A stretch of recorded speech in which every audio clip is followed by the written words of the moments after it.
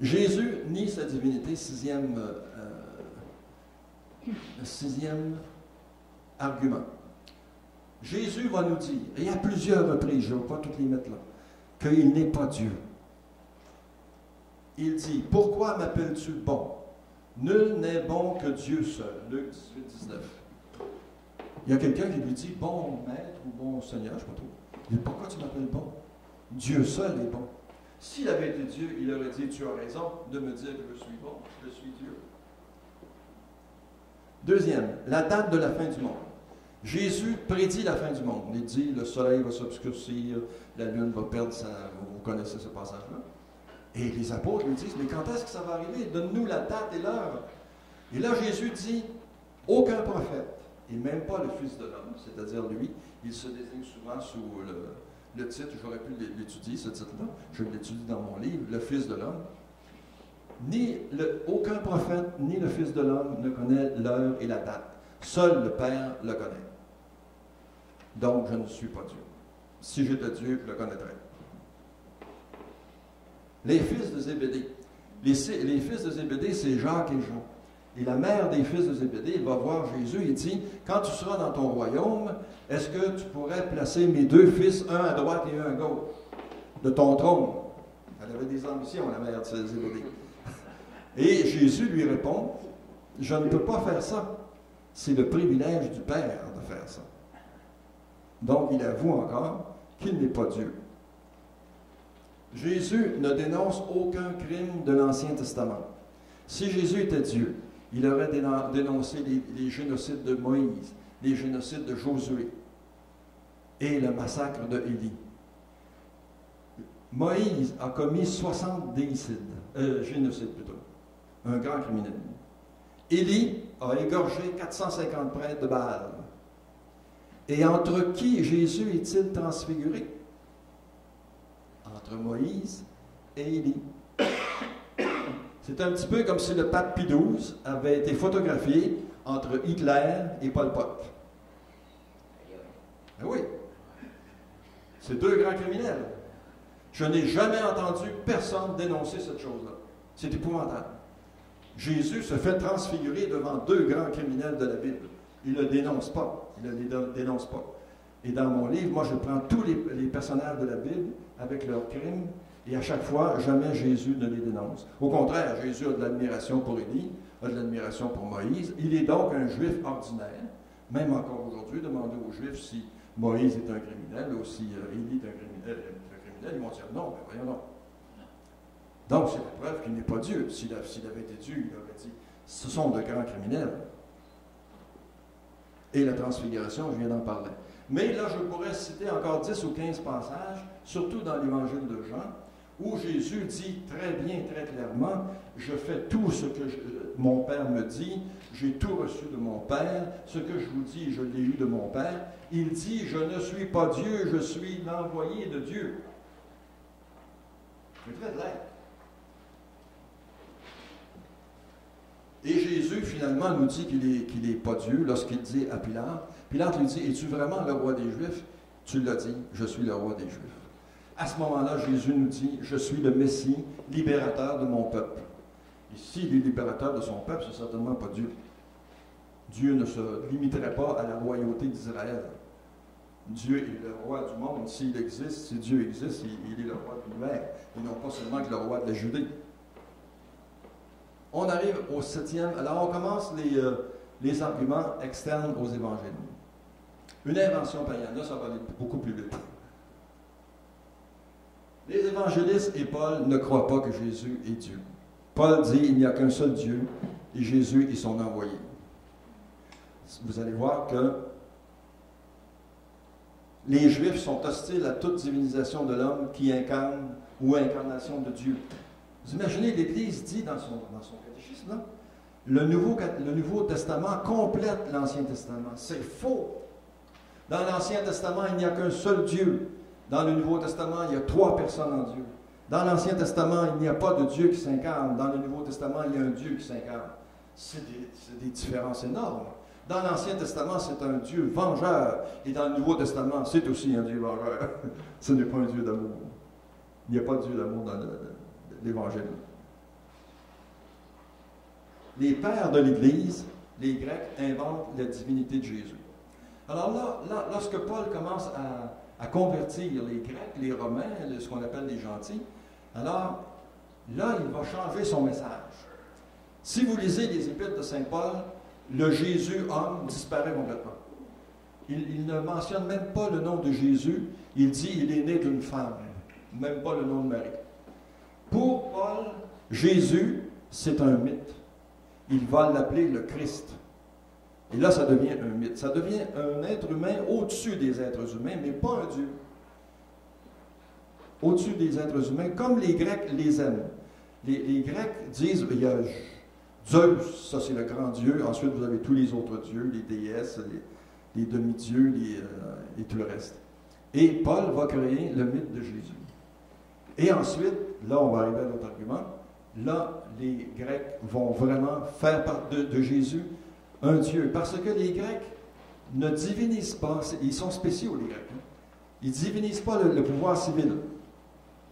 Il y a juste Alexandre qui a été divinisé. Les autres, d'ailleurs, ils ont eu la démocratie avec Périclès.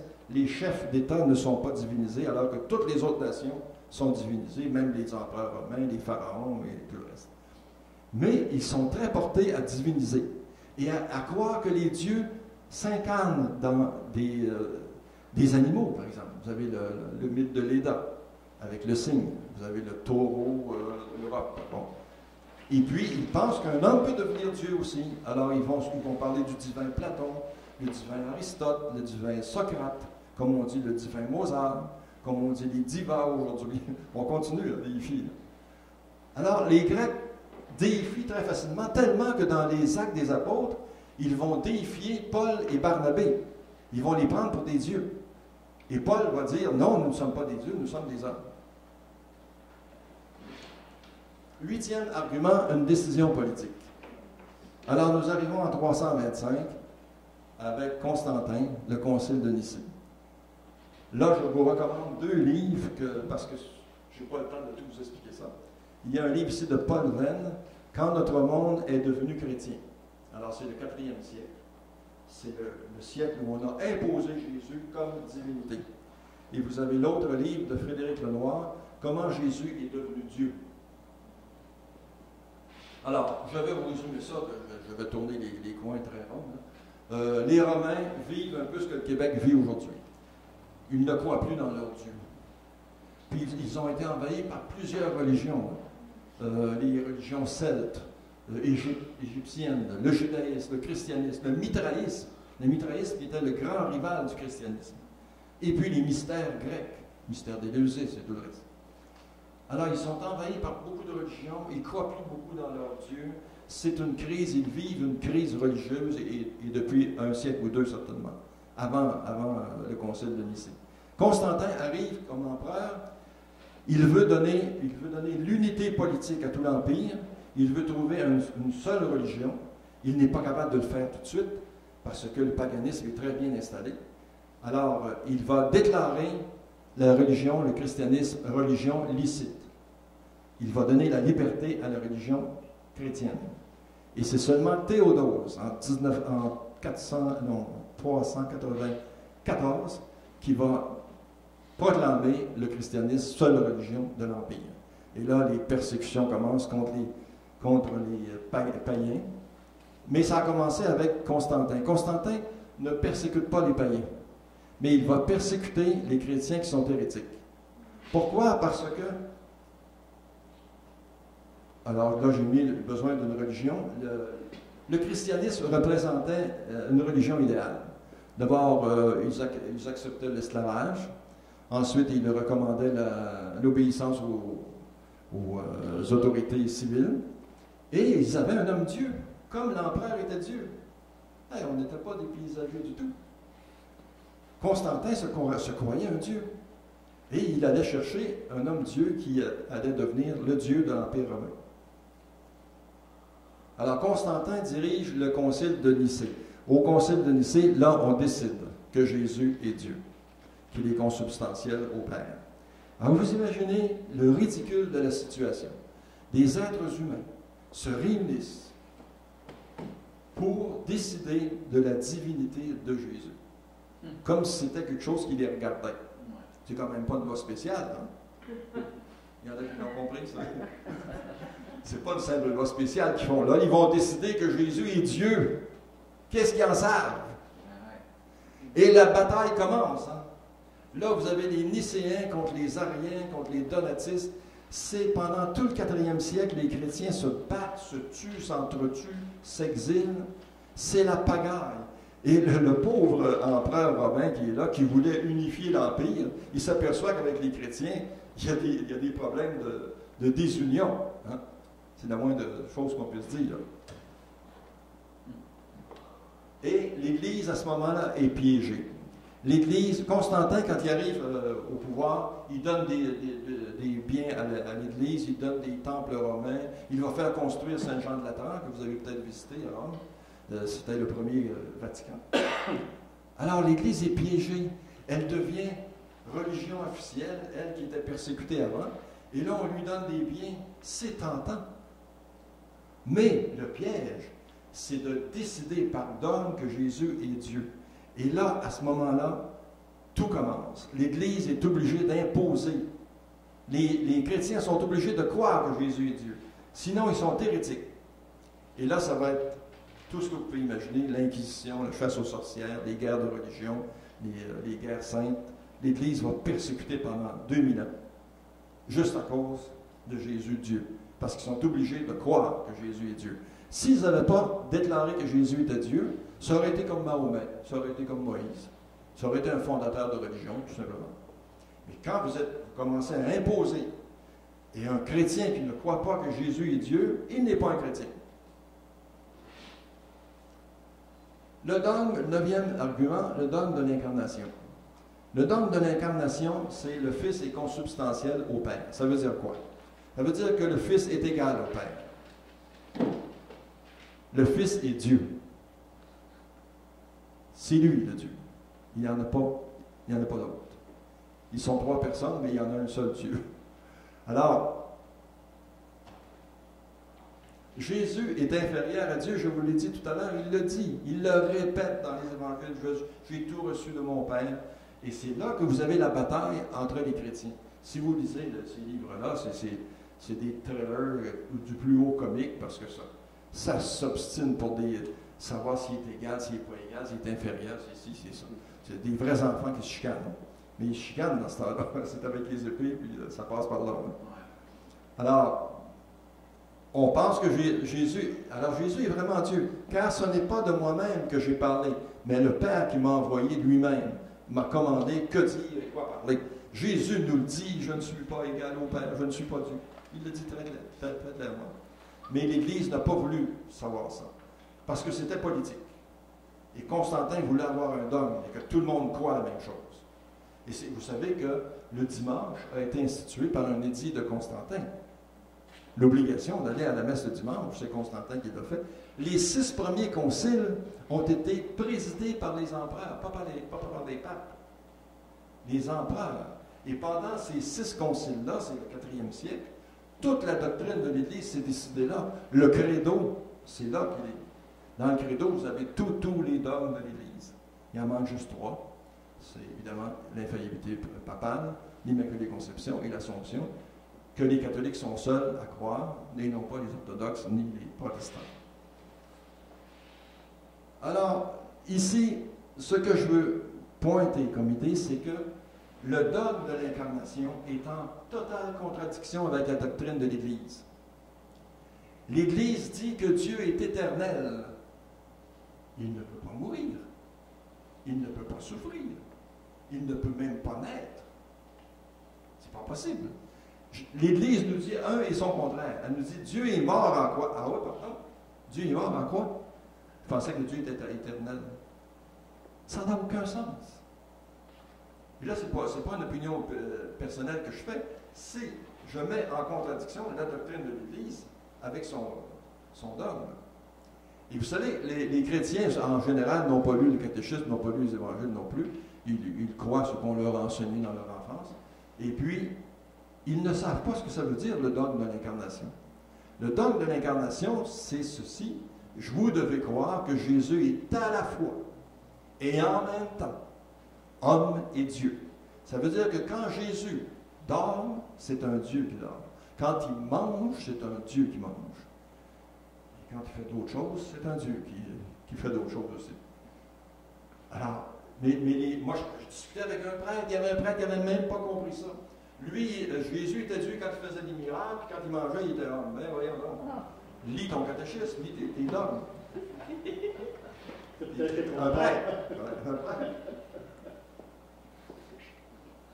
Le dernier, alors c'est très rapide, sur les deux autres monothéismes nient la divinité. Alors, je vous ai expliqué tout à l'heure l'opposition entre l'Ancien et le Nouveau Testament. Alors, ce n'est pas du tout une continuation, c'est une rupture totale. Le judaïsme rejette toute divinité et toute incarnation. Donc, ça fait un premier monothéisme. Et le deuxième monothéisme, c'est l'islam. Alors, dans le Coran, vous avez le Messie, fils de Marie, n'était qu'un apôtre. Ce n'était qu'un apôtre, ce n'était pas un Dieu, ce n'était pas le Fils de Dieu. Là. Alors, vous imaginez, les trois monothéismes prétendent avoir la même révélation. La révélation du même Dieu. Et pourtant, ils ont des contradictions terribles. Il y en a un qui pense que Jésus est Dieu, les deux autres ne pensent pas. C'est encore un autre argument contre la divinité de Jésus. La conclusion.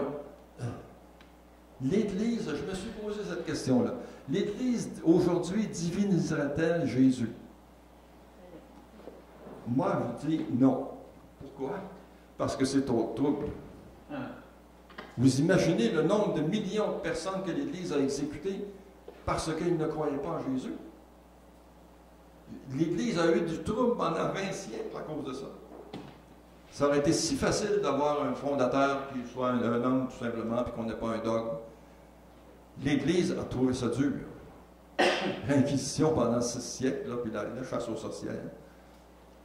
Les responsabilités de Jésus. Alors là, ça dépend de ce qu'on pense. Si Jésus est un simple prophète, aucune responsabilité. Jésus n'a tué personne, n'a massacré personne, n'a torturé personne. Il a dit des choses qui n'étaient pas très convenables, mais il y a des hommes qui disent des choses pas convenables. Si Jésus est fondateur de religion, alors il est responsable de tous les crimes de sa religion. Comme Mahomet est responsable, comme Moïse est responsable, comme Henri Dunant est responsable de tout le bien que la Croix Rouge a fait. Mais si c'est l'homme-dieu, alors là, il est responsable de tous les crimes de l'Ancien Testament, en commençant par le déluge, jusqu'au dernier crime du christianisme. Alors là, je vais faire juste une... C'est parce que c'est impressionnant. Vous savez, on est chrétiens, on regarde les musulmans, on dit les musulmans sont comme ci, sont comme ça. Mais à un moment donné, si on a le nez sur les crimes de l'Église, c'est assez impressionnant. L'antisémitisme. Je n'explique pas, hein, vous le savez. 20 siècles. L'esclavage, 20 siècles. La persécution envers les païens. Ça, c'est surtout au 4e, 5e siècle. Puis même jusqu'à la fin du Moyen Âge, les chrétiens ont imposé leur religion par l'épée, par la force politique, la force économique. Ça a été des massacres continuellement. Charlemagne, Saint-Étienne de Hongrie, Vladimir en Russie, ils ont tous imposé le christianisme par la force. L'infériorisation de la femme, je n'en parle pas, vous le savez, les croisades, vous connaissez, l'Inquisition aussi. Les guerres saintes, alors. Les guerres saintes, c'est surtout contre les albigeois, les cathares, la chasse aux sorcières, vous connaissez ça aussi. Les guerres de religion entre protestants et catholiques, vous connaissez ça aussi. La grande excommunication, connaissez-vous? La grande excommunication. Je vais vous l'expliquer un peu. C'est le plus grand crime du christianisme à mes yeux. En 1054, le pape Léon IX et le grand patriarche de Constantinople se rencontrent et le pape dit « Tu dois te soumettre à moi ». À cette époque-là, il n'y a pas de catholiques, pas de protestants, pas d'orthodoxes. Il y a les chrétiens d'Occident, les chrétiens d'Orient. Et là, c'est oui. Et là, le pape, évidemment, il ne veut pas se soumettre au pape. Le pape excommunie le patriarche et tous les chrétiens d'Orient. Et l'autre lui rend la politesse.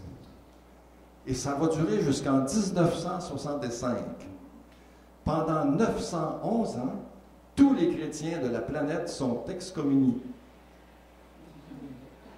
Quels sont ceux qui sont nés avant 1965 parmi nous?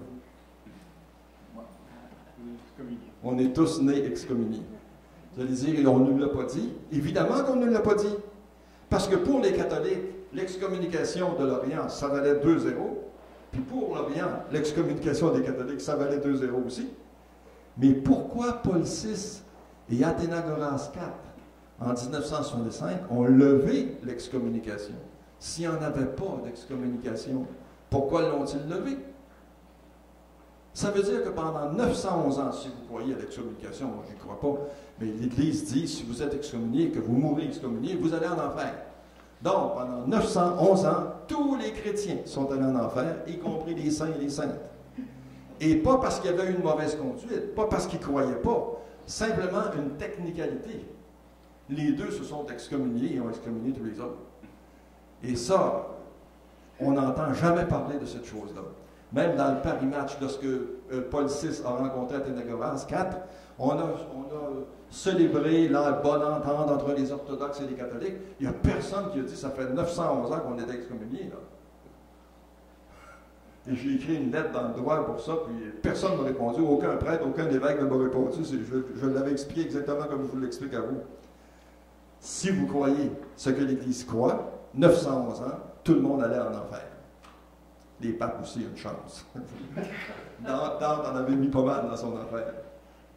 Et on continue. Les deux colonialismes, ça, pour moi, c'est un très grand crime du christianisme, soit après Christophe Colomb, ce qu'on a fait aux Amérindiens, et au 19e siècle, ce qu'on a fait à l'Afrique surtout l'Empire britannique et l'Empire français.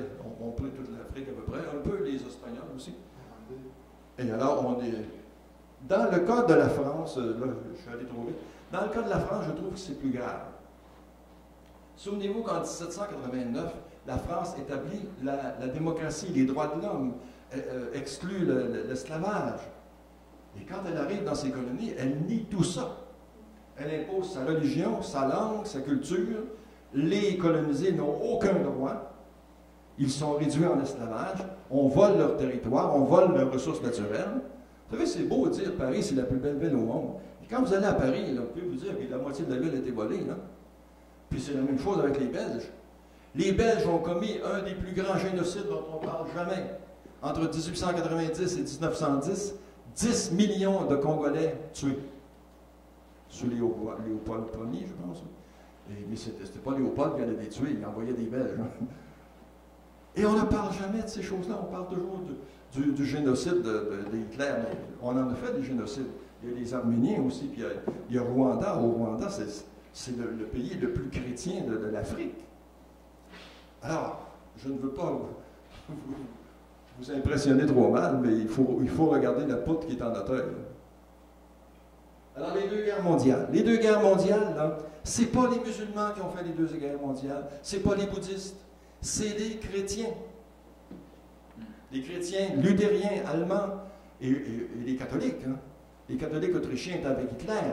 Les catholiques hongrois étaient avec Hitler. Les croates étaient avec Hitler.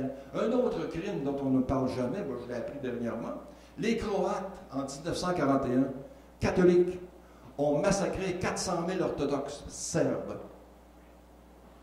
Là, vous vous rappelez qu'est-ce qui s'est passé après la mort de Tito. Hein? Les Serbes, là, on les avait dans le nez. Mais qu'est-ce que les Serbes faisaient? Ils se vengeaient des catholiques.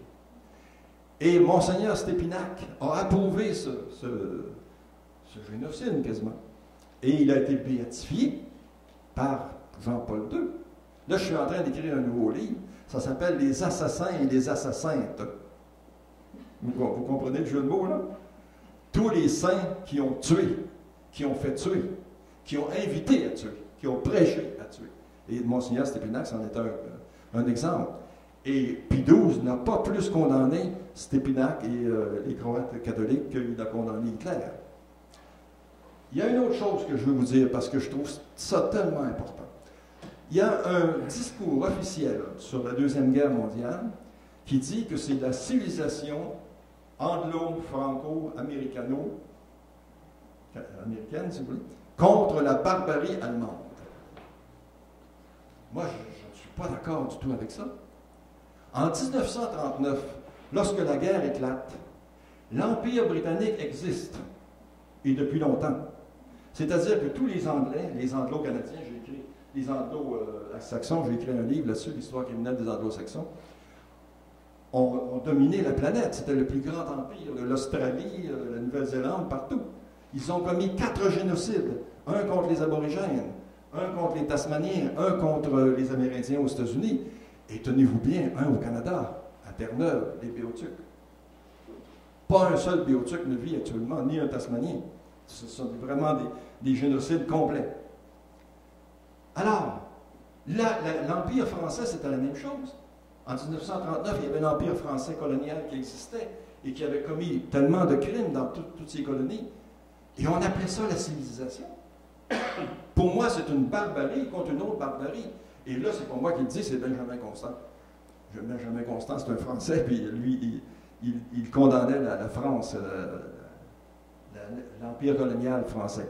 Et en 1898, je ne sais pas si vous connaissez ce détail-là, on a tenu à Paris une grande exposition sur l'Empire français. Et il y a eu 6 millions de visiteurs à cette exposition-là. Benjamin Constant et je ne me rappelle pas qui d'autre, là, ont tenu une exposition parallèle condamnant l'Empire français. Il y a eu 5000 visiteurs. 6 millions, 5000 visiteurs. Ça veut dire que les Français appuyaient vraiment tous les crimes que son armée faisait et que les autres Français faisaient.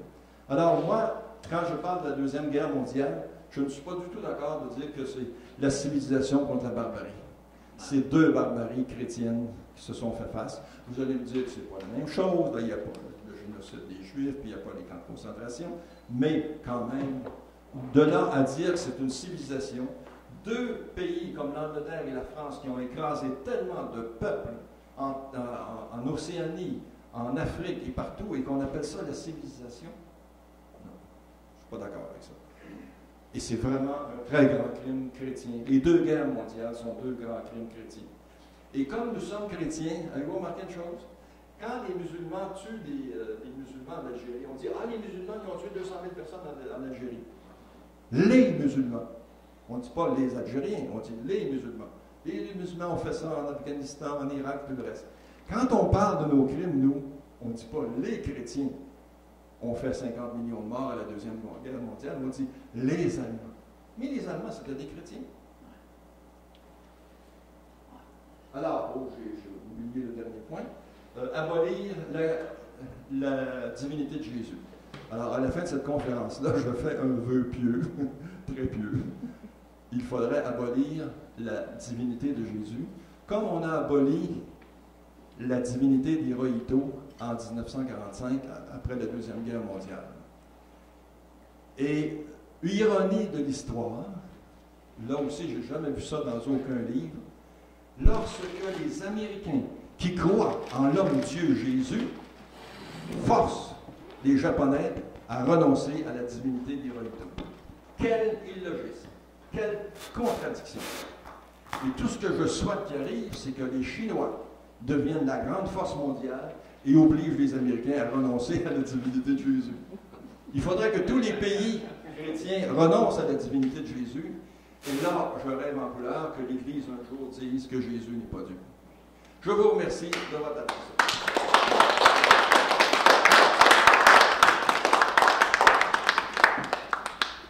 Merci beaucoup pour cette conférence. Oui, on y vient. Juste vous dire avant de partir, avant qu'on commence les questions, on a un petit micro ici. Alors, on va passer, on va demander à ceux qui posent des questions de s'en servir pour qu'on puisse entendre vos questions sur la vidéo, parce que souvent, ce qui se passe dans la librairie des questions, c'est qu'on n'entend pas les questions des gens, on entend juste les réponses. Donc, il faut... alors, on y va. Première question. Ben, moi, je pense que je parle assez fort. Oui, bonjour. C'est un peu en marge de votre question principale que vous avez soulevée. Moi, je vois que vous avez une très bonne culture de tout l'historique religieux. J'aimerais que, si vous pouvez me préciser, il y a eu un concile vers l'an 1000 où la question principale qui était débattue était est-ce que la femme a une âme? Et la réponse a été non. Ça, c'était un concile de... Ça, c'est très controversé.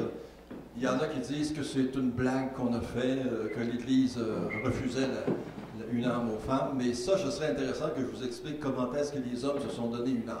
Ça a commencé avec les Égyptiens, puis même ça a commencé bien avant, avec les rêves, l'ombre et tout le reste. Je n'ai pas le temps de faire ça. Je pense que l'Église a distribué les âmes. C'est aussi ridicule que de déclarer Jésus Dieu. Nous, pauvres humains, quel pouvoir avons-nous de reconnaître des âmes aux autres? On a reconnu des âmes aux Amérindiens. Mais voyons donc, c'est pas à nous à faire ça.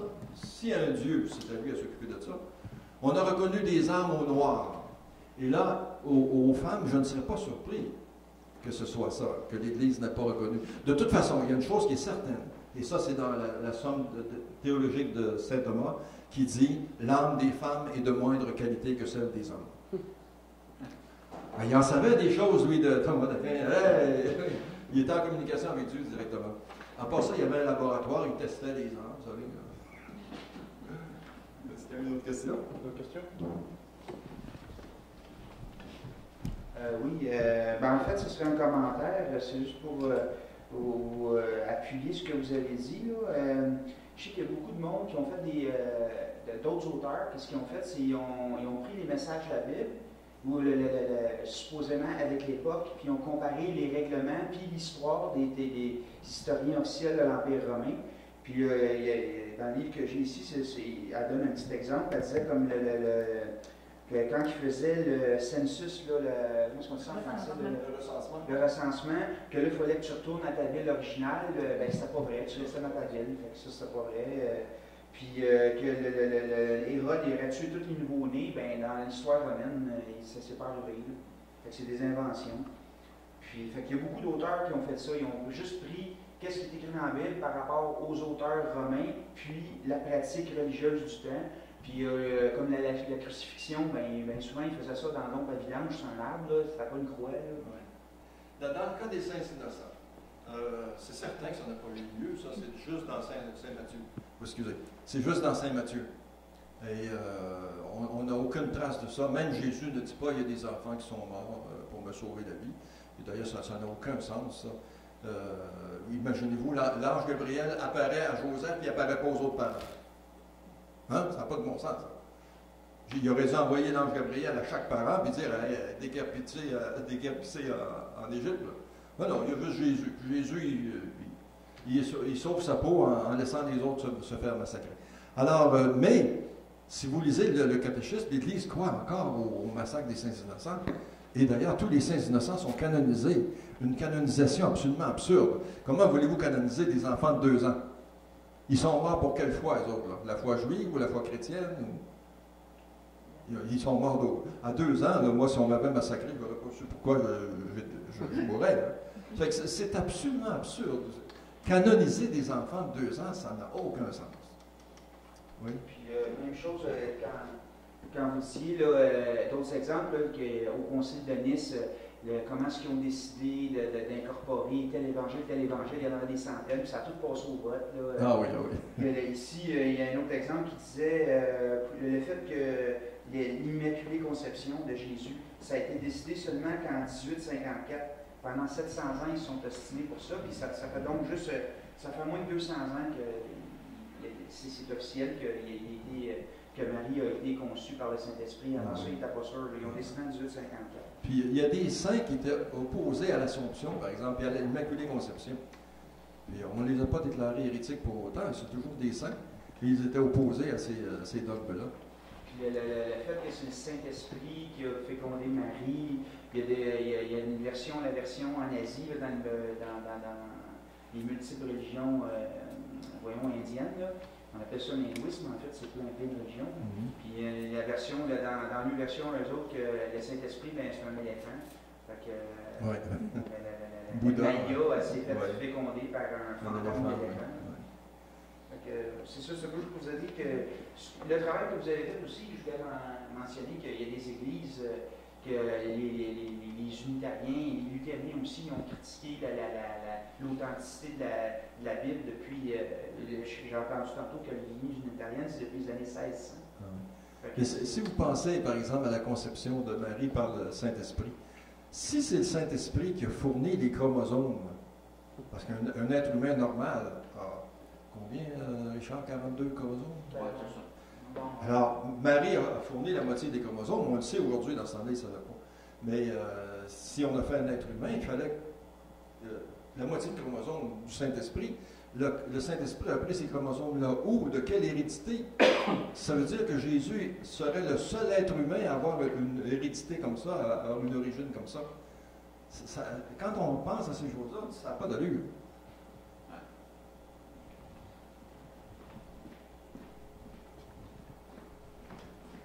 Y a-t-il pas des recherches récentes qui mettent même en doute l'existence même de Jésus? Ah oui, oui. Ça, je ne l'ai pas dit au début, ça. Moi, je ne m'occupe pas de l'existence historique de Jésus. Je m'en suis occupé, vous pensez bien que j'ai lu beaucoup là-dessus. Mais je veux dire, dans mon livre, je n'en tiens pas compte. Parce que si Jésus est un simple humain, alors c'est comme Napoléon, c'est comme n'importe qui. On n'a pas de discussion à avoir. Mais si on dit que c'est un Dieu, alors là, on a quelque chose d'important. Qu'il ait existé, qu'il n'ait pas existé, moi, personnellement, je pense qu'il a existé. Parce qu'un tel mythe a toujours un fondement quelque part. Que ce soit... Pourquoi on ne mange pas du porc? C'est parce que le porc donnait le ver solitaire. On s'est aperçu qu'on était malade. Puis là, on ne savait pas qu'est-ce que c'était dans ce temps-là, le ver solitaire. On ne savait pas qu'est-ce que c'était les microbes et tout le reste. Alors, il y avait juste une chose, c'est de dire, c'est interdit par Dieu de manger du porc. Mais il y avait une raison, certainement. Les choses ne sont jamais fortuites, là. Les gens n'imaginent pas ça nécessairement. C'est toujours à partir d'un fait. Moi, j'ai entendu aussi qu'une des causes qu'on met en doute de l'histoire de Jésus serait que dans les archives d'où il vient, nous avons, par exemple, Saint Jean-Baptiste, alors qu'il n'y a pas de Jésus. Quelle archive? Mais là, malheureusement, je ne peux pas vous donner des références. Peut-être que vous parlez de Flavius Joseph. Flavius Joseph a écrit l'histoire des Juifs à l'époque de Jésus. Il parle de Jean-Baptiste et il ne parle presque pas de Jésus. Il en parle à un moment donné, mais c'est prouvé maintenant que c'est un faux. Parce qu'on a prouvé que ça avait été ajouté, je ne sais pas, au 5e ou 6e siècle. Ouais, et le style est tellement différent et ça devient, c'est même pas à propos. Vous savez, on est en train de parler d'autre chose, tout à coup on parle de Jésus, c'est certain que c'est un faux. C'est peut-être ça que je voulais dire.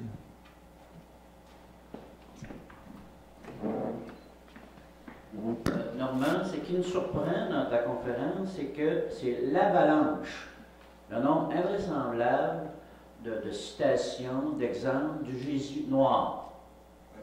Alors que l'Église, elle nous présente un Jésus blanc, à partir de quelques exemples seulement. Alors moi, je trouve que le contraste, la démesure entre le Jésus blanc et le Jésus noir est invraisemblable, c'est incroyable. À partir de quelques exemples, l'Église a fondé son Église depuis 2000 ans uniquement sur quelques paroles, comme aimez-vous les uns les autres, pour valoriser Jésus. Alors tous ceux qui croient en Jésus aujourd'hui, qui respectent la Bible, souvent c'est parce qu'ils croient en Jésus, ce personnage, mais ce que je trouve invraisemblable, incroyable, comment ça se fait que, suite au grand nombre d'exemples, que les gens ne soient pas plus sensibilisés, informés sur les citations, parce qu'on parle bien de la Bible, on ne parle pas d'histoire inventée par le lecteur, ou d'interprétation, on parle bien de la Bible. Comment ça se fait que, suite au grand nombre d'exemples, que l'Église catholique ait survécu en se basant uniquement sur quelques exemples du Jésus blanc, quelques citations du Jésus blanc. Oui, ça demande une très longue réponse. Je vais essayer de faire ce cours. Il faut s'imaginer que sur 20 siècles, là, les gens, quand on leur disait qu'il fallait utiliser la force pour imposer sa religion, c'était quelque chose de normal. Que la femme soit inférieure, c'était quelque chose de normal. Qu'on a des esclaves, c'était quelque chose de normal pour eux. On dirait qu'ils ne voyaient pas « aimez-vous les uns les autres, puis je réduis mon prochain en esclavage ». Ça, pour eux autres, c'était une séparation entre les deux. Ils ne voyaient pas de problème là-dedans. des évêques, des papes qui ont eu des esclaves. Ça n'a pas de bon sens. On va dire, mais aujourd'hui, on est encore comme ça. Hein? Et quand je parle du Jésus blanc et du Jésus noir, il y a le Napoléon blanc et le Napoléon noir aussi. Le Napoléon noir est plus récent. Il y a des historiens maintenant qui descendent beaucoup Napoléon. Mais j'avais un ami, moi, qui admirait Napoléon, hein, comme Renan admire Jésus. Et je lui disais, Napoléon a rétabli l'esclavage.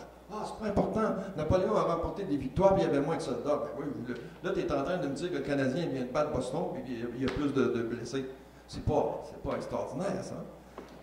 Mais lui, il admirait, là.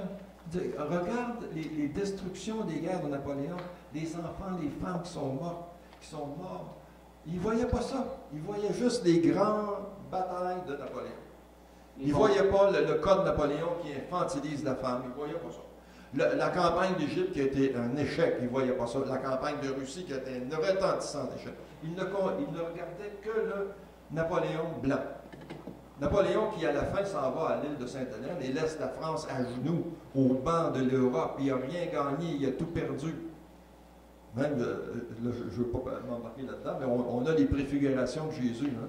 Moi, je me suis amusé, les préfigurations, on peut faire ça n'importe quand. J'ai imaginé que Jésus préfigurait Napoléon. Ah ouais. Les deux naissent dans une petite ville, à Ajaccio, et puis Napoléon n'était même pas français. Jésus était galiléen, c'était même pas un vrai juif. Et puis, ils ont connu la gloire tous les deux. Jésus était adoré des foules, et Napoléon était adoré des Français, et tout le reste, et tous les deux ont mal fini, un sur la croix, puis l'autre à Sainte-Hélène. On peut faire n'importe quelle préfiguration. Je te remercie, Richard. J'ai beaucoup apprécié votre discours et toute la recherche que vous avez faite. Puis je peux voir le grand hérétique Michel Servet qui a justement dévoilé exactement la non-divinité de Jésus. Et le fondateur de l'Église unitarienne en 1568, qui s'est fait emprisonner où il est mort, parce qu'il a fait l'innovation qu'il ne faut pas adorer Jésus. C'est un homme qui a vécu en tant qu'homme avec des gestes immoraux. Et quand même, disons, c'était la fondation à cette époque-là de la liberté de conscience où l'homme peut penser pour lui-même. Donc, l'Église unitarienne, dont moi je fais partie depuis plusieurs siècles, mes ancêtres étaient là à cette époque-là, avec tous ces discours-là qu'ils avaient à l'époque, on disait qu'on ne peut pas tuer ou persécuter un homme pour ses idées, c'est tuer un homme, pas ses idées. Donc, c'est justement ça que vous avez démontré aujourd'hui, dans ce sens-là, que ces gens-là, à cette époque-là, déjà au 16e siècle, en lisant la Bible, ont découvert... Vous parlez de Michel Servet à ce point-là. C'est un autre exemple, comment est-ce qu'on falsifie les choses. J'écoutais Second Regard, je ne sais pas si vous écoutez ça des fois, il y avait une émission consacrée à Calvin. Et là, Calvin, qui a fait exécuter Michel Servet était pour la liberté de conscience et tout ce que vous voulez, et Calvin était complètement fanatique et il l'a fait brûler. Et là, il y a deux historiens français qui se présentent au micro et pour dire « Ah, bien, vous savez, Calvin, à son époque, c'était normal, les gens pensaient qu'il fallait tuer les... » Mais non, Michel Servet lui donnait la leçon à Calvin, là, la preuve que Calvin, ce n'était pas un homme de son époque, et Michel Servet disait le contraire. Mais vous savez, des historiens contemporains qui s'en viennent encore au micro, à la télévision, et qui justifient des choses comme ça. Incroyable. Et c'est justement pour dire que dans l'Église unitarienne, Jésus est tout simplement un homme. Il n'y a pas de, il n'est pas un Dieu, non? Il n'y a pas de culte de Jésus. Donc, il n'y a pas de dogme qui est vraiment préparé à cette Voilà. Une dernière question. Je me demandais quelle langue on parlait en Palestine à l'époque, parce qu'on sait que Jésus parlait l'araméen. Oui. Il y avait des Romains qui parlaient romain. Est-ce que l'hébreu était pratiqué à cette époque-là? Non, l'hébreu a été perdu à Babylone, à l'exil de Babylone. Là, il arrivait un phénomène qui arrive partout, c'est que les Juifs ont commencé à être influencés par le babylonien, et le mélange du babylonien avec l'hébreu a donné l'araméen dont vous parlez. Donc, Jésus parlait le joual. Il parlait le joual de son époque. Comment est-ce que la langue hébraïque est revenue comme langue nationale des Juifs? La langue, grâce à la Bible, par exemple. Parce que là, vous aviez l'hébreu dans la Bible. Là. Bien avant Jésus, ça a tout été écrit en hébreu. C'est comme si on se mettait à parler en latin. Pardon? C'est comme si nous, on se mettait à parler en latin. Oui, c'est ça. Et la langue hébraïque a été massacrée à travers l'histoire.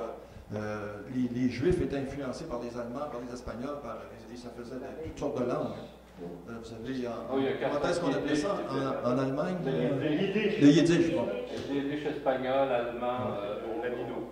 Et là, quand les Juifs sont revenus en Israël, là, c'était humiliant parce qu'ils devaient parler l'allemand. La langue officielle d'Israël, c'était l'allemand parce que c'était d'Allemagne que les Juifs arrivaient. Et la deuxième langue, c'était les Russes. Puis la troisième langue, c'était l'anglais. C'était humiliant pour eux autres de parler de ces langues-là. Et il y a un Juif, je ne me rappelle pas de son nom, Salomon ou quelque chose, là, qui a dit, je vais ressusciter la langue hébraïque, si vous voulez. Et il a pris la Bible, il est allé chercher tous les mots-là, il en a inventé de nouveau pour dire avion, ordinateur et tout le reste. Il a fait un travail extraordinaire. Et là, on a imposé cette langue-là à tout Israël aujourd'hui. Les Juifs parlent une très belle langue, parlent un hébreu moderne, qui vient de la Bible. Ah ouais, et quand vous les entendez parler, moi je pense toujours à entendre l'arabe. Oui, c'est deux langues sémites qui sont très proches. Dans un voyage, là, on a des musulmans derrière nous, puis il y avait quelqu'un qui connaissait l'hébreu, puis il dit non, c'est des Hébreux, c'est des Juifs, des Israéliens. Mais moi, je n'étais pas capable de reconnaître exactement. Mais là, vous posez une autre question qui est intéressante, c'est dans les évangiles, on se demande jamais qui a assisté à quoi. Pilate était tout seul avec Jésus, comment ça se fait qu'on sait ce qu'ils se sont dit? On a l'impression que ça a été écrit comme un roman. Les auteurs font comme un romancier qui dit « Monsieur pensait telle chose, il éprouvait telle chose ». Vous savez, l'auteur est dans la tête de ces personnages. C'est comme une pièce de théâtre. Ouais. Et quand vous lisez les évangiles, moi je me pose toujours la question, mais qui assistait à ça? L'ange Gabriel apparaît à Joseph, ben oui. Qui assistait à ça? On n'a pas de témoin de pouvoir ça. Et la question que vous posez est très intéressante. Quelle langue il parlait, Jésus, avec Pilate? Pilate, il ne parlait pas araméen. On ne se pose pas la question des langues. Il parlait latin. Les langues de feu. Oui. Mais l'araméen était quand même très répandu en Iran et partout. Ouais. Il faut dire que beaucoup de Juifs étaient hellénisés à cette époque-là. Ils parlaient beaucoup grec, les Juifs. C'est pour ça que d'ailleurs, Paul savait parler grec. Il savait parler l'araméen. Je vous félicite de votre recherche. Ça prouve vraiment que les religions chrétiennes ne sont vraiment pas les religions de Jésus, mais les religions à propos de Jésus. Maintenant, vous disiez que Pilate qui est avec Jésus, mais en réalité, Jean était là. Parce que je ne sais pas si vous regardez dans les évangiles, au moment où ils sont partis avec Jésus, Jean l'a suivi. Puis là, ils ont voulu l'arrêter. Puis là, les soldats romains, ils ont dit non, c'est le témoin. Fait qu'il était devenu un témoin officiel, on ne pouvait pas maganer. Oui. Et on suppose aussi que Pierre a peut-être assisté à quelque chose, c'est pour ça qu'il l'a remis. Là. Il ne se tient pas loin. Oui, il n'y a aucune femme, par exemple, aucune femme au procès de Jésus. Mais partout, Jésus est tenté par Satan. Qui a assisté à ça? On peut se poser des questions partout comme ça. Jésus, il y a beaucoup de choses. Il est en agonie, on nous compte ce qu'il fait en agonie, mais qui c'est ça? Qu'est-ce qu'il a dit au Père? On ne sait pas. Les apôtres ne fait que quand on se pose beaucoup de questions sur les évangiles, c'est pas drôle. Moi, je voulais faire peut-être un petit parallèle avec une autre conférence qu'on avait eue. Le monsieur qui avait relevé, c'était à Montesquieu ou Montaigne, des écrits de Montaigne, puis il est en train d'écrire un livre pour ce qui parle de sa contestation à propos de la religion. Là, on avait fait un parallèle que, justement, c'était facile de manipuler les gens, puis c'était comme un instrument de pouvoir, parce qu'il y avait peut-être juste 2 ou 3% des personnes qui savaient lire et écrire. Ça, c'était à la période médiévale. Mais si on remonte à l'époque romaine, ça devait être encore moins. Pas tout à fait. Je peux répondre à la question. Dans l'Empire romain, le taux de connaissance, en fait, d'alphabétisation était relativement élevé. Pas très élevé, mais c'était de l'ordre de 10% à peu près. Et alors que ce taux-là est tombé au Moyen-Âge et n'est retrouvé 10% qu'au XIXe siècle, en Europe occidentale. Donc il y a eu, dans l'Empire romain, le fait de savoir lire et écrire était considéré comme une chose importante. Il y avait quand même, ça faisait partie de ce que les citoyens devaient faire. C'est 90% des gens qui étaient, c'est ceux qui étaient écrits dans le débat, ils le disaient. On enlève 50% d'esclaves, déjà. Donc ça augmente la proportion de ceux qui sont les décideurs. En fait, les décideurs savaient lire et écrire, ce qui n'était plus le cas au Moyen-Âge. Même les décideurs. Non, Charlemagne ne savait pas écrire. À propos de Jésus blanc, là, je ne sais pas si vous connaissez le génie du christianisme de Chateaubriand. C'est de 2 tomes. Chateaubriand, là, tout est beau. Il n'y a même pas une fois, on ne signale pas une fois le mot inquisition, ni chasse aux sorcières. Si vous lisez le génie du christianisme, là, le christianisme c'est la plus belle religion au monde, tout est parfait, la musique, les décorations, tout est beau. Il ne parle pas des croisades, il ne parle pas de l'esclavage, il ne parle rien. Et c'est la même chose pour Staline. Hein. Pour les Juifs, pour les Russes, il y a le Staline blanc qui a sauvé la Russie, puis il y a le Staline noir qui a fait périr au moins 25 millions. Pour être un curé aussi. Oui. Alors, on fonctionne beaucoup comme ça, les êtres humains. On fonctionne par image. Et comme là, moi, si je ne m'étais pas donné 2 ans, j'ai mis 2 ans là-dessus à lire et relire des évangiles, je n'aurais jamais dit tout ça. Parce qu'on reste avec des images. On dit, bon, c'est ça. Napoléon, c'est ça. Ben non, c'est ça. On a entendu dire ça. On pense que c'est vrai. C'est très rare qu'on va approfondir les choses. Alors, je vous remercie beaucoup. Oui, c'est moi qui vous remercie. Vous avez